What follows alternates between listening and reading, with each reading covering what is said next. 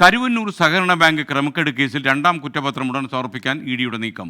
മുൻ മന്ത്രി A C Moideen, CPM Thrissur ജില്ലാ സെക്രട്ടറി MM വർഗീസ് ഉൾപ്പെടെയുള്ളവരെ കേസിൽ പ്രതി ചേർക്കാൻ അവർക്ക് ശ്രമമുണ്ട് എന്നാണ് അറിയുന്നത്. ഇഡിക്ക് വിഷ്ണു സുരേഷ് കൊച്ചിയിൽ നിന്ന് വിവരങ്ങൾ നൽകും.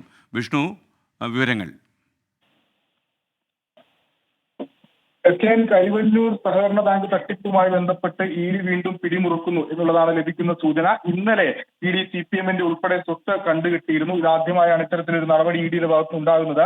രണ്ടാം ഘട്ട കുറ്റപത്രം ഉടൻ സമർപ്പിക്കും. അതിൽ ചില ഉന്നത CPM നേതാക്കൾ കൂടി പ്രതി ചേർക്കാനുള്ള സാധ്യതയാണുള്ളത്. ഒപ്പം 20ഓളം വരുന്ന പ്രാദേശിക CPM നേതാക്കളും പ്രതി ചേർക്കപ്പെടും എന്നുള്ളതാണ് ലഭിക്കുന്ന വിവരം. 115 കോടിയുടെ സ്വത്താണ് ഈ രണ്ടാം ഘട്ട കുറ്റപത്ര ഘട്ടത്തിൽ കണ്ടുകെട്ടിയിട്ടുള്ളത്. അതുകൊണ്ട് ഈ വായ്പ എടുത്ത ആളുകളും തിരിച്ചടക്കാൻ മടി കാണിച്ച ആളുകളും ഒക്കെ ഈ പ്രതിപട്ടികയിൽ വരും എന്നാണ് ലഭിക്കുന്ന വിവരം. എത്രയും പെട്ടെന്ന് രണ്ടാം ഘട്ട കുറ്റപത്രം സമർപ്പിക്കും. ആ കുറ്റപത്രത്തിൽ CPM നേതാക്കളുടെ പേര് വരികയാണെങ്കിൽ അതൊരു വലിയ ക്ഷീണമായി മാറും. എന്തായാലും ശക്തമായ അന്വേഷണവുമായി മുന്നോട്ട് പോകാനാണ് നിലവിൽ ഇഡിയുടെ തീരുമാനം. രണ്ടാം ഘട്ട കുറ്റപത്രം എത്രയും പെട്ടെന്ന് സമർപ്പിക്കുമെന്നാണ് ലഭിക്കുന്ന വിവരം. Okay, thank U.